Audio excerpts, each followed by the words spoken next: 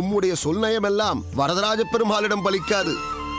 பூக்களை எடுப்பதும் மாலையாக தொடுப்பதும் மட்டும் போதாது, அதை எனக்கு கொடுப்பதும் அவனாகத்தான் இருக்க வேண்டும் என்று சொல்வார் அந்த வரதர். ஏதேது அந்த வரதர் ஏற்றுக்கொண்டாலும் நீர் ஏற்றுக்கொள்ள மாட்டீர் போல் இருக்கிறதே. உம்மை பார்க்க எனக்கு சங்கடமாக இருக்கிறது திருக்கச்சி. உதவிக்காகவாவது ஓரிரு பணியாட்களை வைத்துக் கொள்ள வேண்டியதுதானே. ஏன் அனைத்தையும் நீரே செய்ய வேண்டும் என்று எண்ணுகிறீர்? இல்லை, இது காசுக்காக செய்யும் பணியே அல்ல.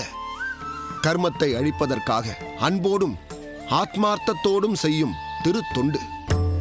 மாத ஊதியத்திற்கு நான் ஆட்களை வைத்துக் கொண்டால் அவர்கள் அதை கடமையாக செய்வார்களே தவிர கண்ணும் கருத்துமாக செய்ய மாட்டார்கள்.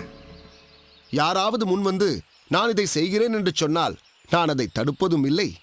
அதே சமயம் யாராவது வருவார்களா என்று நான் எதிர்பார்ப்பதும் இல்லை. உதாரணத்திற்கு அந்த சிறுவர்களை பார்.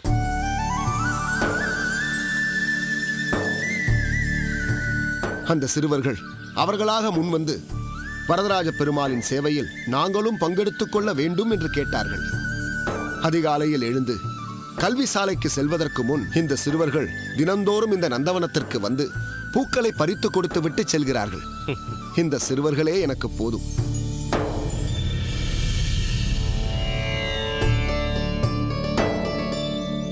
இந்தாருங்கள் சுவாமி.